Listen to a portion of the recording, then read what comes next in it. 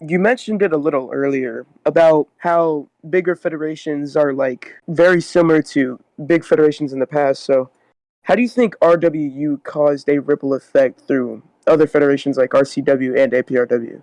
They had the cooler stuff, I think, because he knew how to code. He did the lights. He had this music pack that you'd have to download and stuff, and it actually had. This is before like audios were even a thing on Roblox. It was like you download this thing that he made. I'll give him credit. He's an amazing coder, but in that same aspect, it kind of ruined what wrestling was because back then it was very bare bones. You kind of just joined. You would have it wasn't as organized. It was you were mostly just there for friends. I think the max server was like 20, believe it or not. It was very small. It was for RW2. They didn't hack the system. They were the first place to hold 100 people, but like they dealt with the same thing, 20 people. Um, and they kind of just focused mostly on the light show aspect of things. And other Fed owners at the time, like because I came up in 2010, they hated it. They absolutely hated it because it wasn't what the game was about. It was like you'd be sitting there, not really doing anything, not really wrestling. You're just watching the stuff that we're so used to now, just sitting and watching the shows. Was a foreign concept back then. You'd wait a little bit for a match, but it wouldn't be anything like it is now. Not at all. You'd be doing something in the background, but the whole lights and everything, and the way he booked things. That was the number one thing that I wanted to key on.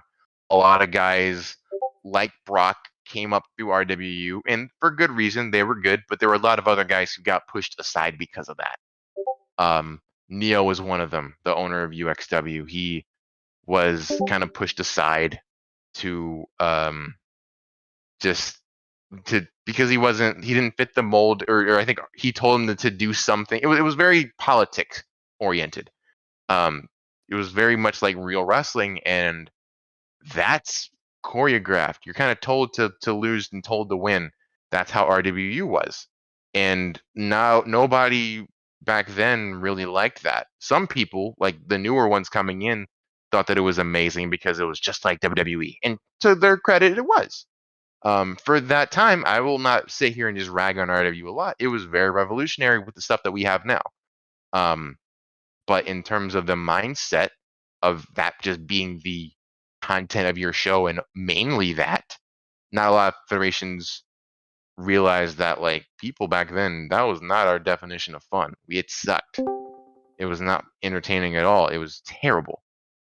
Um, but I think that's where it started. And then after RWU went down, ORW was next, and they did things a little differently, but then they got the number one spot, so to speak.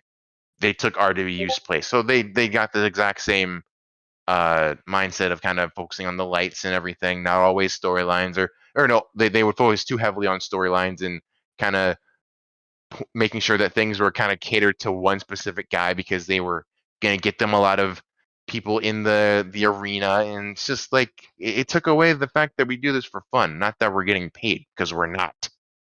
So but I think that all started with RWU. So like at times when I say that Brock's the golden child, that's not an insult at all to him because he earned a lot of things that he has now. A lot of the Hall of Fames and world title and credentials and everything. Like I'm not gonna say or knock him on that, but there are some moments where from where he came from, I think he was a little privileged, like anyone would, being in that situation because of the way RWU was ran. And a lot of players are trying to emulate that, and a lot of other people are not having fun because of that. So, I mean, that's my take on that. Thanks for watching that video. And hey, if you like what you see, we've got tons of content right here on the Roblania Network. We hope you like, comment, and subscribe.